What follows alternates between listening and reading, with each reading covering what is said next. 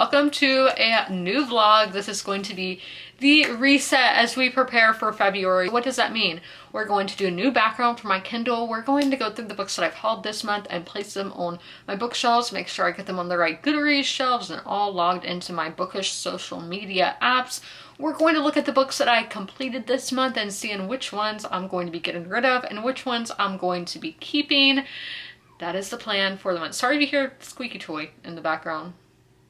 Dog parent moment. I am not gonna lie, I've been having really bad acid reflux, but I have pills that are being prepared and I will be able to start taking tomorrow. Getting back on medication, fine. But we are going to go through the weekly TBR, which is literally only 2 books. The first being Out There by Kate Folk, which I'm not going to be able to get to today because Monday is my busiest work day. So I'm not able to pick this one up in the morning.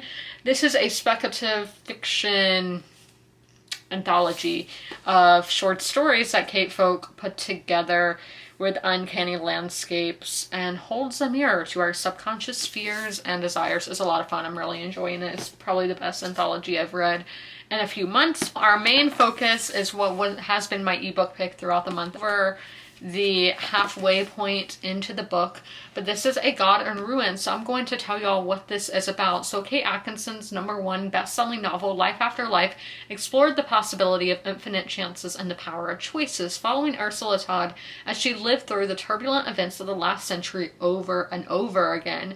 A God in Ruins tells the dramatic story of the 20th century through Ursula's beloved younger brother, Teddy, would-be poet, heroic pilot, husband, father, and grandfather, as he navigates the perils and progress of a rapidly changing world.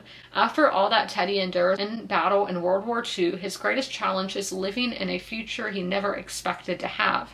And God in Ruins is an ingenious and moving exploration of one ordinary man's path through extraordinary times. A novel that proves once again that Kate Atkinson is one of the finest novelists of our age. I read the first book like 2 years ago, and you can really read these as standalones. It's done a good job at refreshing me, but I thought there was a movie. It turns out it's a TV show, but for the longest time I could not get it anywhere in America. But now it's on Prime. So I am going to start that tonight because I just wanted to have that little refresher before going into this book. Now I am over halfway into this book, but it's a 3-episode show, so that's what I'm going to be watching this week just to get me even more immersed in this. But I am loving this as is. I'm going to have a snack. Hopefully it doesn't make my stomach feel like it's burning, but too much info, I know. But we are trying to stay just comfy, cozy for this reset because it is this snow, ice, and it's not a fun time. It's cold. Since this is the first reset of the year, I do want to explain how I am sorting these books that I have hauled. If you would like to know more about these books, you can check out my last video. What I do is I open Goodreads, scan the barcode. I will do this one as an example for y'all. So I scan it, and as you can see, the book comes up. I go down to confirm this is a sci-fi just in case. So yes, it is a science fiction. If you go down to the bottom to see the genres, we scroll back to the top, and where it says want to read, there's this little arrow beside want to read. I click that and I go to my want to read shelves. Okay, actually I click show my tags, and you can make your own tags. I do it by genre, and as I said, this is a science fiction, so I'm going down to sci-fi right here, clicking that, and then we're going to take it off my to buy list. And there we go. Also, another thing that I do have a Kindle and I have an Audible subscription, and since I'm paying for those, I want to be sure that I am utilizing those. So I'm going to go over to Audible. I'm going to type in the name of a book, so A Psalm for the Wild Built. So this one is not for free. Don't have to worry about that. Now let's go over to the Kindle app and see if this book is available in Kindle Unlimited. I have a feeling that it's going to be, but I'm not sure. So A Psalm for the Wild Built, and it is available on Kindle Unlimited. So what I do is I have a little notepad, have a pen. A shout out to Bookins in North Myrtle Beach. The lady, the owner, she gave me these for Valentine's Day. But I just go on there, I write Kindle, and I used to stick it onto the cover of the book. And I am going to do that today, but I have had some issues when I will be sliding a book on the shelf where this might get a little bit damaged. but I'm gonna rip it off when I read the book anyway. But this is just to know that, hey, I can read this on my Kindle for free if I want to switch up the format. That is what I do. I also will then, this is just a fun little thing where I write down the books that I've hauled, and this is literally over 700 books worth. This is years worth of books. And when I finish a book, I will just go and highlight it on here to kind of keep myself in check that I'm reading books that I own. Yeah, so that is how I do it, and that's what I'm going to be doing in this clip.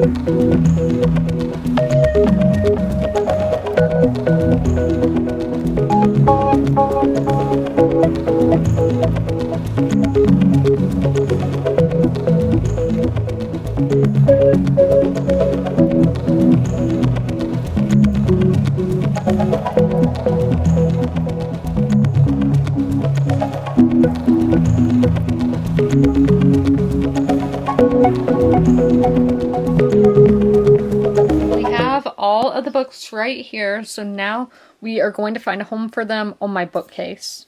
What I do with these are sorted by genre, sorry, and on these bottom shelves, this needs to be moved over there.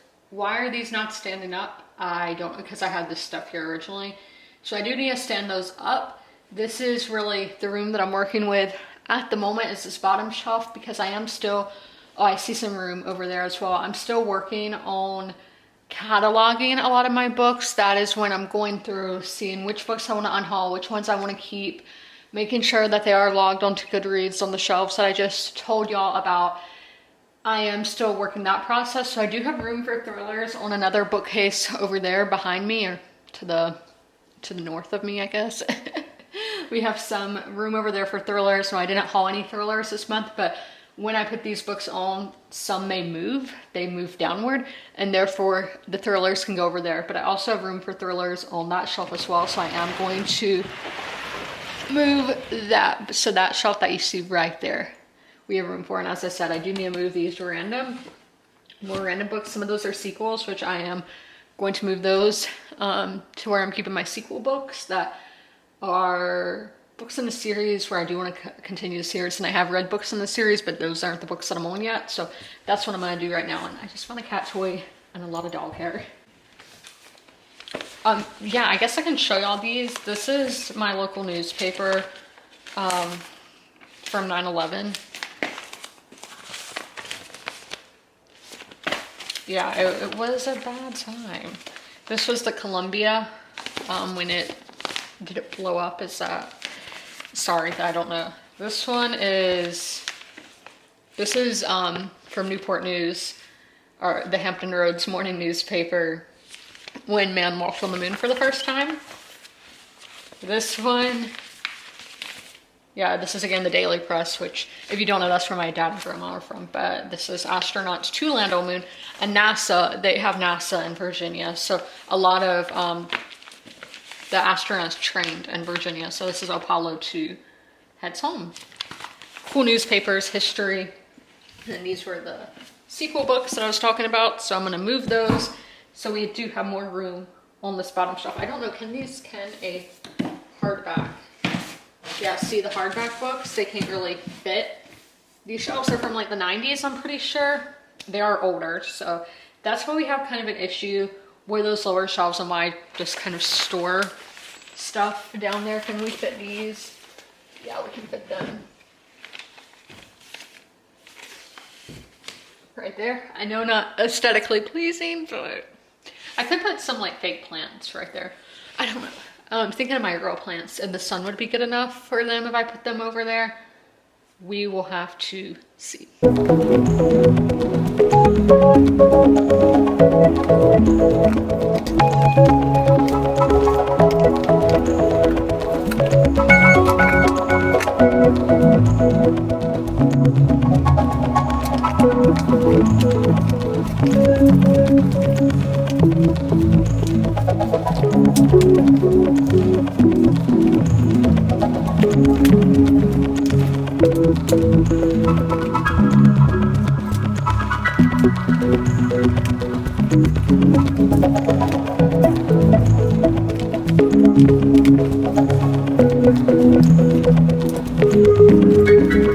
Didn't film every book because I didn't know how long it would take, but we were able to get them all on here. So I ended up doing my hardbacks sideways, and if we do get sci-fi thriller hardbacks, we can do them on that side as well and have the paperbacks in the middle.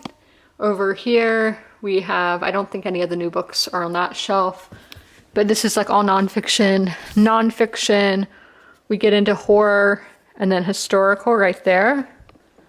Historical,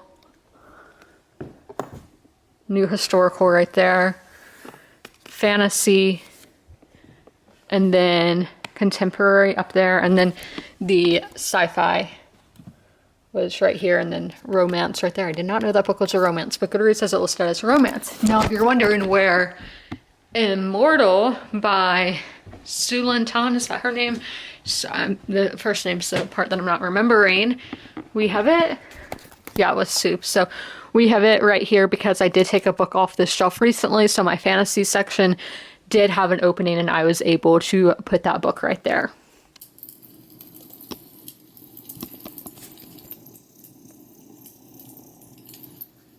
Hey guys, I hope that lighting is all right. I'm not too sure. I feel like it's kind of at a slight angle, but I'm here to do an update on A God in Ruins. I only read 39 pages today, so not that much, and I haven't read a lot lately. This is the chapter section, whatever you want to call it, that I read today. So we were in 1982, predominantly at Sunny's perspective. So even though on the back of this book it's going to seem like you're only going to get one perspective, no. I don't know if that's a spoiler. If it is, I'm sorry. But I do have some notes over on my phone. I did highlight quotes and everything that I thought were funny. Most of them I highlighted because in this chapter because I thought they were funny. This book just has such a great sense of humor, but really all emotions. It can make me sad, it can make me ponder, and I love when a writer is able to do that, and how we do have multiple perspectives and that can change within a chapter itself. This is a non-linear narrative. It's not in the same way that you see in Life After Life, but it is still, it can be confusing, it can be a little jolting, but you do get used to it as the book progresses. Like as I said, I am at 60-something% of the way into the book now. Fine with it at this point, but I knew obviously Kate Atkinson's writing style before because I have read the first book in the series. That one, they're both could be considered confusing in their own ways. This one, just because it's non-linear, we are going all over Teddy's life. I think memory is a big thing in this book, and how we can see an actual moment and then later see Teddy's memory of how he remembers that moment, which I think is really intriguing, and I don't think I've read that many books that do that. Memory is something where I've just been coming to terms with that it's something that's not necessarily forever, and it is something that can change. It's not something that is set in stone. I think history is what is set in stone, and that's still like, it can probably be changed. But memory is something that is a lot more fluid, and I think that's one of the main themes that the author is going for here, and that's not where I meant to go.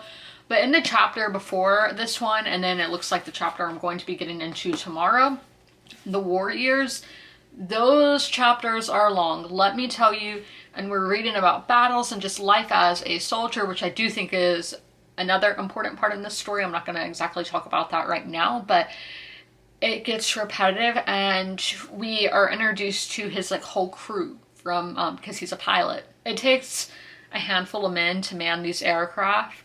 Now I know in fighter jets we have like 2 pilots, and they're not in a fighter jet, they're more in a bomber, I guess it would be equivalent of a bomber, and I don't know how many people are in like B-52s or whatever those bombers are. I don't know how many people are in there, but there's a good handful of guys who are on this plane. We're introduced to them very rapid fire, very rapidly. Therefore, I can't and couldn't connect with them.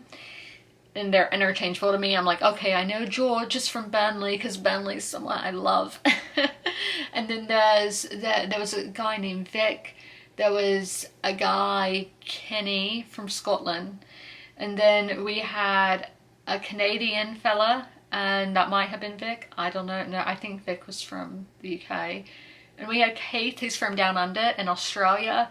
And then there was this chap from Eden, and I know I'm still doing the Australian accent when I should be doing a posh accent. But yeah, I hope y'all enjoyed the accents coming out there. The ones that I knew where they were from, I was more so aware of, and then there's the ones where I'm just like, yeah, I don't know. I don't know who you are. And, you know, we're in war, so stuff's going down. So when stuff is happening to them, I don't feel anything. So that is the flaw, that there are a ton of side characters. I don't even know how many side characters are in this book, because we know Teddy comes from a big family, and everybody, like, except Ursula, all the other sisters and brothers, they're interchangeable. Then Nancy is another character in this book. She comes from a big family. And that just all those side characters, they're interchangeable. I know they're not the main focus of the story, but if they were more developed, this would be 5-star in character regards, not a 5-star book. But it's only going to be a 4-star in that regard. That is all. Those are all the notes that I am going to give y'all today in a God in Ruins by Kate. Kind of worn out. It's Wednesday, so I didn't vlog yesterday because I was dealing with probate stuff, but it seems like we have all our car situations handled. Fingers crossed, knock on wood. It seems like we got that out of the way. Oh my gosh, I can taste the taste of my medicine right now. I had it like an hour ago, but the aftertaste, it was actually way less than an hour, but gross. It just comes in waves. Interesting, but that's besides the point. I did read yesterday. I only read 35 pages. I'm just going to include all that in the update that I do later tonight. And also, I didn't do any reset things yesterday. Y'all won't be missing anything. We will work on the books that I read this month, seeing which ones I'm keeping, seeing which ones I'm unhauling, and we will do all of that in a little bit. I did get interrupted there. I didn't know I was having company. But I got this necklace yesterday, you know, like all the cool kids were wearing these shell necklaces. I thought it would be fun, something different. So I picked this up at Willano's. We got that. I'm not wearing my jewelry right now. I'm wearing my bracelets and all, but I forgot to put on my necklaces, so I should probably do that. Not in a typical place for filming, but I can't film at my desk until I do that unboxing. I can't do that until my dad leaves because he loves to interrupt my videos, and that's an unboxing I can't go back on. So I have y'all over here on where I keep a lot of my supplies. Definitely just hit my funny bone. Now, what supplies do I use for this? One, we have this little stamp.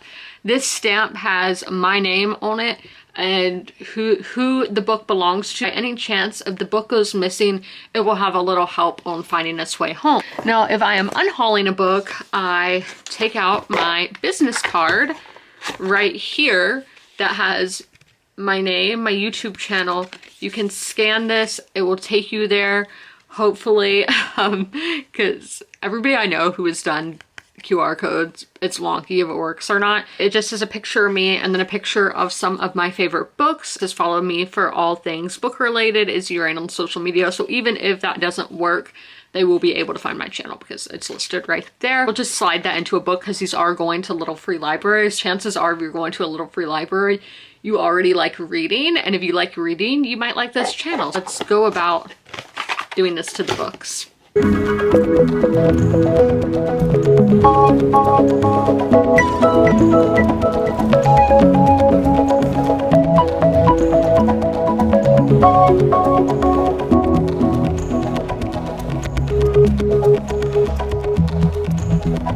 Lighting's gonna be fun for y'all. I'm sorry, it's that time of year. I just got back from the store and I picked up a book, and since I already filmed my haul this month, it's not gonna feature in any YouTube video unless it's on a short, which y'all would have seen before this. The book that I got is Fox Under the Moon, Seasons of Comfort and Hope by Stacey McNeill. Very beautiful book, but foxes keep appearing in my dreams and like just unexpected places. Like I'm seeing foxes everywhere, and it was really happening last week, and I saw this book and I was like, oh my gosh, there's a little fox. Also, I've never seen like a live fox before. Like, I don't think so. I don't have memory of ever seeing a live one. I've seen roadkill ones. Keep coming up and coming up. I did a little research on the book last week because I didn't want to just buy a random book. And I was like, okay, we will buy it. It says, in a wintry wonderland, in the dark of night, a young fox talks to the wise old moon about the things that truly matter. Their conversation continues through the seasons. How can we embrace the restfulness of winter while we wait for the hope of spring? In summer, how do we learn to love ourselves? How can we show those around us how much we love them? And as autumn brings in changes, how do we learn to let go? These words and illustrations will bring the gift of hope and comfort to anyone trying to navigate a world as uncertain as it is beautiful. Now, as I said, I have already filmed my haul video. It's not going to feature in any haul video. I'm going to go ahead, scan out for Goodreads, log it onto my little paper, do all that stuff that I showed you that I do with my books that I haul, and then go place it on a shelf. I don't know if this is going to be graphic novel or what. I'm going to have to look into that. But there we go. I had only 35 pages in here today. In here, 35 pages. I read more like time-wise than I did yesterday, so I don't know what was up with that. I did end up finishing out the chapter that I was on that was in during the Warriors. I finished that chapter, and that one was a lot easier than the previous 4 chapters that I had read, as in it was during the war and his experience during the war, but it wasn't battle sequence after battle sequence, and by battle sequence I mean bombing Germany and Italy. Yeah. I guess it's a battle. It's not like a dogfight or anything with the when the planes are shooting at each other or whatever. We go into 1960 and his little unremembered acts of kindness and love. Brutal. This chapter, again, it's pretty much all that I read today. I got to page 362, but so sad, and the death scene is probably one of the worst death scenes ever. Like, worse as in, oh my gosh, this is so awful that this is happening. It's really and we're gonna go more into my notes. So tomorrow we're gonna be in 2012, which I think that's gonna be our first chapter in this millennia, if we will. 2012. I think I talked about in last week's vlog, or I talked about in some video recently. I loved 2012. That was one of my favorite years. My first note of the day in here is that the author doesn't forget anything. I think a lot of books and authors struggle with having loose ends, but it can be the smallest little thing. She remembers everything that she writes, and I said before that memory is one of the big themes in this story. The author, I think she has pretty good experience at that. If you have medical anxiety like I do and a ton of people that I know, that chapter that I just read might trigger some of y'all. I don't want to say like don't read that chapter, but obviously you know what works for you and what works for your mental health, but think terminal illness and the C word. Yeah, it was pretty rough and kind of scary for me to read. Whereas it's like, oh my gosh, please don't happen to me. Knock on wood. That is me when like the Malibu Rising did that, which 5-star read for me. The Secret History put me in a spiral for a while. Was that worth it? I don't know, because it's not my favorite Donna Tartt. I do want to go over some more of my notes so that I've taken on other days. And with this writing style, it's going to take people a while to get used to, since this isn't the first book I've read by the author. It's not as big of a hindrance for me. I mean, I still think it would be like a 4 rather than a 5 in the writing style. That it's not my absolute favorite kind of writing, but I do think it's good. I think this is well written, and I don't really have complaints about it, but I do think it's going to be, it's not going to be everybody's cup of tea, if you will, because the way it just jolts between the present and past and future, between the tenses and everything, it's I've never read another writer who doesn't like Kate Atkinson. I don't know if I talked about the dialogue, but the dialogue is so real and how people actually talk, and it's so clever how she does it. So again, that falls onto the writing as well, but the dialogue, it's just so real. Like, this is how people really talk. It doesn't feel stilted, it doesn't feel overdoing it. It's great. My next note is that the present moment and then looking back at it as a memory. So I think we kind of talked about that before, and I know we just kind of talked about that with we'll get when the character is living through that moment, and then how they look back and remember that moment.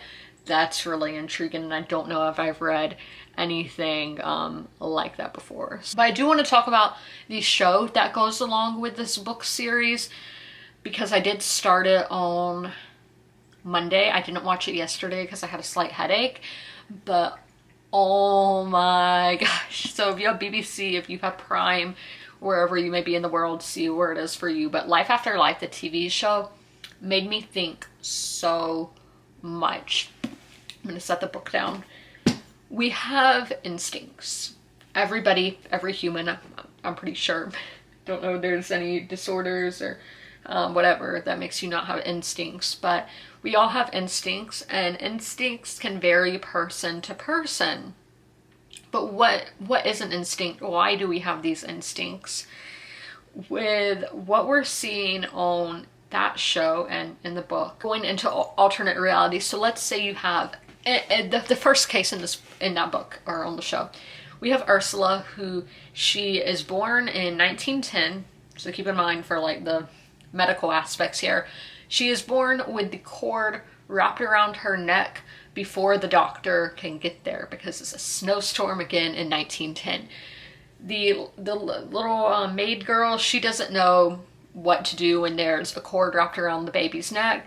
So therefore Ursula dies, but she gets the chance to live life over again. So we go, I guess, again, this is just my theories. There's a lot of theories on this book, but she goes into a next reality where she's born this time. The doctor is able to get there and everything goes fine with the birth. And then she has another death, which might, in the next life, it will be like, oh, that was a near-death experience. She has all these, think back to your own life. What are some near-death experiences that you have had? And now you know. Okay, for mine, kind of embarrassing. I was sucking on Jolly Rancher at like 2 in the morning, laying in bed. You shouldn't do that laying down. It went into my throat. And again, 2 in the morning, nobody's up. I could have choked to death, but luckily I coughed and it literally shot and flew across the room. So now I know better. Like, I shouldn't be sucking on candy, laying in bed all by myself.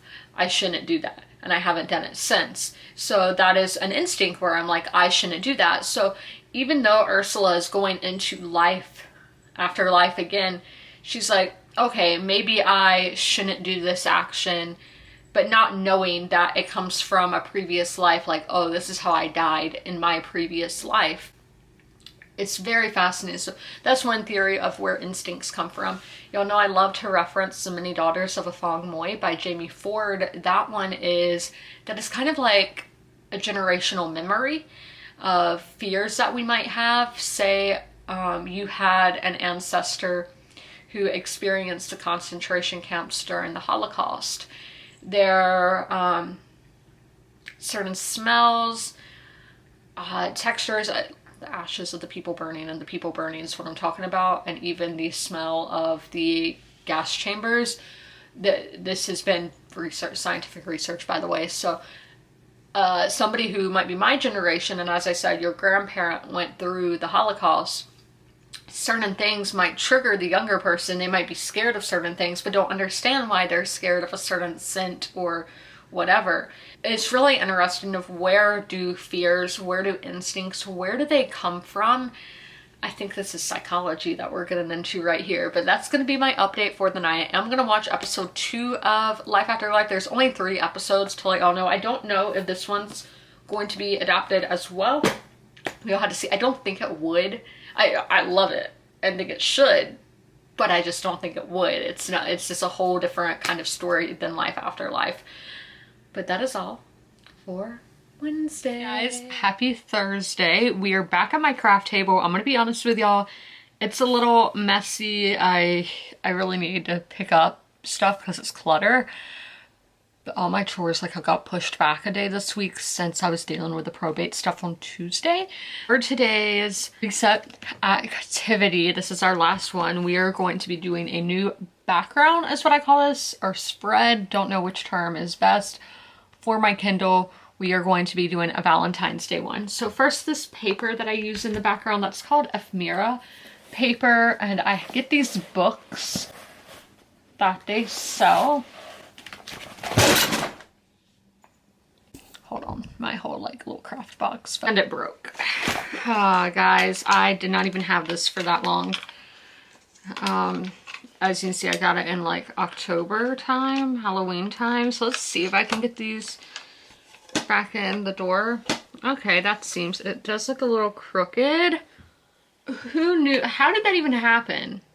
It was like Jenga, I guess. I was pulling out one thing and everything fell on the floor. But that's why clutter is not good. It causes accidents like that. I opened this back up to put some of the clutter away and it's just not working right. Don't know exactly how I'm going to fix this. I'm going to try, because I haven't been able to find any other boxes like this, because this is a Halloween one and I wanted to just go with the seasons. This is like all this gear I've been using this week in my things for the reset, like and my pens. I do have some stickers in here that we might use today.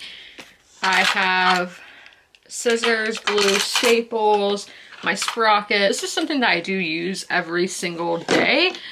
And I can't believe just falling on carpet like that did this. I mean, I guess when people say Target is cheap nowadays, they mean it. This was $5. Yes, this desk is so chaotic. But what I was trying to get was this winter garden ephemeras. These are kind of like garden scenes that I use in winter time, and I just, when I get through all these is when we will switch to a new thing, I guess. We're just gonna go to the page that has enough room, and right, we have this background here.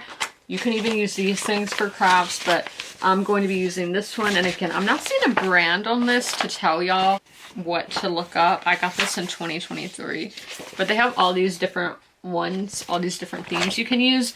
But we are going to be using this wintry background for February. In my opinion, February is the last month of winter. So it's going to be the last month until December that we use the winter garden. This is going to be the one we use for February. Next, I'm going to go through my stickers. Sadly, I don't have just a purely winter sticker book. I only have this Merry and Bright Christmas one. This is a festive sticker book. I just really don't buy these for myself. I let people buy them for me. And this one does have some wintry scenes. Like right now, all of these came from that. But we have this for some wintry scenes. And this is a Kindle is reading, so I can use these koala stickers that I got from Violet Stickers. I think that was just a little bonus. I also had these well-read freebie sheets, so another bookish one. And I do have some Bigfoots. We can see if any of these match for a Valentine's theme. And then I do have this little Valentine's book, but we are kind of running low. There's not that many, and it's not really a great variety, but I wanted Valentine's stickers and that's what I got. And I'm not somebody who's gonna buy a new one every year until I run out. You're going to cut out the background paper and then see which stickers we're going to use.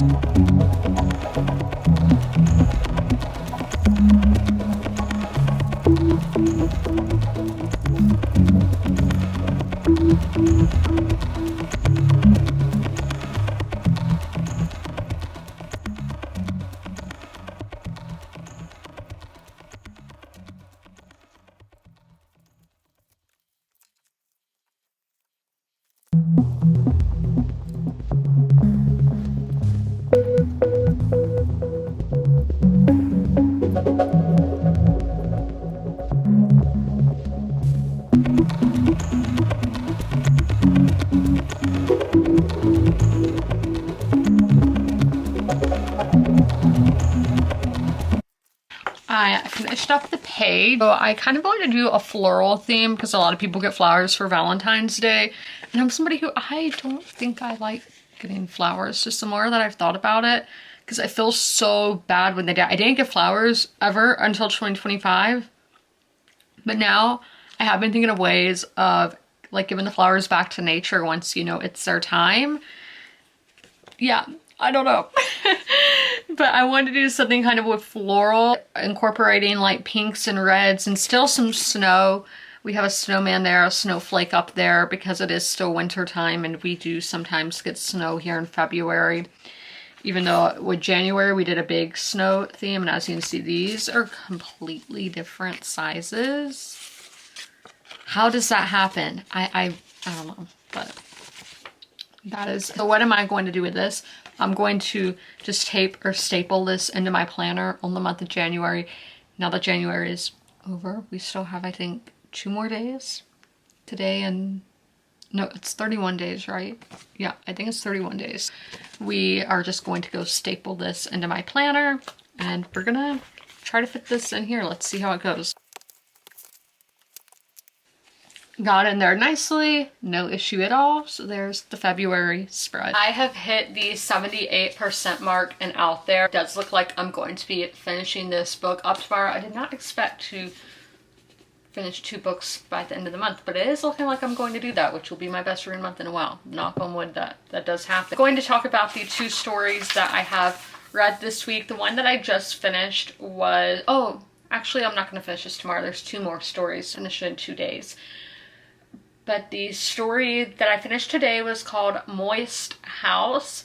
And I don't really know what the author was trying to say here. Carl is our main character, and I think it's really about his relationship with women, rather that be romantic relationships or his relationship with his mother. Because I do feel like the author was trying to say something here. And that's just not the straight up weird story of this guy who's having to put moisturizer on the walls of a house. I do think this author, I've said before, The Substance, Black Mirror, Monster House. So many of these stories have to do with houses. I'm like, is that a house? No, I don't think so. But that's kind of intriguing. The last one I read yesterday, Dating a Somnambulist. I'm not exactly sure what how to say that word. But this girl is dating this guy who he sleepwalks and just brings her random stuff in the middle of the night. I'm thinking of, you know, cats, like my cat Bud used to bring me dead lizards. I'm picturing it's like that. Like this guy was just bringing her like really, it was very outlandish stuff. But a lot of this collection is just showing how obscure some of our customs are, that we don't realize how weird some of our customs are. And then when we do, we're like, wow, we're really like that. I am loving this and do highly recommend Out There by Kate Folk. I do not have a lot of battery, y'all, but it's, yeah, we have vlog today. We are going to talk about A God in Ruins. I got to page 409. So I read 47 pages, I think that it was. We read that chapter that was in 2012, very different from what we've gotten so far in the book. And now we are back over the North Sea. We are back at war in the 1940s. But as you can see, there is not a whole lot of book left. I do plan to finish this book tomorrow. And if I finish that, we go into uncharted territory, which is kind of scary. But let's go over my notes. I am pulling them up on my phone here. Something with this book, and I'm not even talking about the character work, is that it's just so human. We talked about with the dialogue yesterday of this is how people really talk and think. Everything about this book is human, and I think that's even part of this book, as being human. I do think this book is asking that big question of what is the meaning of life? What is the purpose of life? What is our purpose as a human? With the writing, because I have to talk about the writing so much with this book, is that it's very quick thinking. I am somebody who, I am very fast paced with my thoughts. They are a bit all over the place, and if you're not following closely, you're like, how do we get here? Like, what are we talking about? I have that all the time with my family that they're like, what are you talking about? How does that connect with what we were just talking about? And I'm like, it doesn't. We moved on. We switched gears. I have to literally say out loud, switching gears, because my mind is just bam, bam, bam, bam, bam. And that is how this book works. That the characters' minds definitely do work like that. And that is just how this story flows. It's very quick with going from one instance to the next, one thought to the next. Another theme is, and what kind of goes with the character work, is parents were young once and they are living life too, that your parents are humans. Because a lot of people just see their parent, like when they're little, when they're young, see their parents as this authoritarian figure, but they are human. They were a kid once too, and we're seeing that unraveled. But the biggest theme here is that nothing lasts forever. Everything comes to an end and is a cycle. That is just how life works. That it doesn't make sense why some cycles are as long as they are longer than other cycles. We can't make sense of that. There was even a discussion today about time and how time is a man-made concept. How does time work? That's really like, I'm like, oh my gosh. That's a big theme. And another one is seeing the life of a veteran and him coming to terms with what he did during the war, because he was a bomber, bombing cities in Germany and Italy during the war, and how you come to terms with doing that damage. It's really interesting to go into his head and to see that. I don't think I've ever really read about that from a World War II perspective. I don't want to say enjoying, but I do think it's interesting to read about. And the camera is dying, so we're going to switch to my phone very quickly. So we're back to when I had a working microphone for my phone. That is why I'm talking very loudly, because I do not have a microphone. I'm so sorry for the end of the vlog that we've had to go to iPhone footage that is not that great of quality compared to the rest of the vlog. Oh my gosh, one of the cities he was bombing is on my shirt. We're going to do the weekly wrap up. I have not completed a book this week, but over the weekend it looks like I'm going to be completing both of the books that I'm currently reading. If you guys would like those final recap of thoughts written out, they will be on Fable, Storygraph, Goodreads, and they'll be on Bookstagram as well. I've not read over 100 pages this week either. Today was actually my biggest reading day. I read 73 pages today, when all the other days I had only read 30 something pages. That's just what happens when I finish my TBR. It's like, what am I doing with my life? I'm going to give y'all a sneak peek on what next week's video is going to be. We are going to be reading my book club pick for the month of February. It hasn't been selected yet, but I think it's going to be Thrifted Hearts. I'm not remembering who the author is, but a little romance novella that is about thrifting. And I think this character has lived with their parents, and they're trying to live their own life now. They've lived for others for so long, and now they are getting a grasp of what life really is and what they want out of life, which I do love to read about that. I'm thinking of Get a Life Chloe Brown by Talia Hibbert, which might be my favorite romance. Like, it's so hard to choose an exact favorite, but that one was extremely relatable and I loved it so much, and it kind of reminds me of that. That one's currently winning by 75%. If it's not that, it's going to be Window Shopping by Tessa Bailey. That's a Christmas romance. We're going to be reading it in February because it is the shortest romance book on my TBR according to Goodreads at the time of making my TBR. That is what next week's vlog is going to be focusing on. But I hope you guys enjoyed this video. And as always, comment, rate, and subscribe. And don't forget to ring that notification bell to be notified when all my videos go live. If you made it through this whole video, leave a snow emoji in the comments below, and I'll see you in my next one. Bye!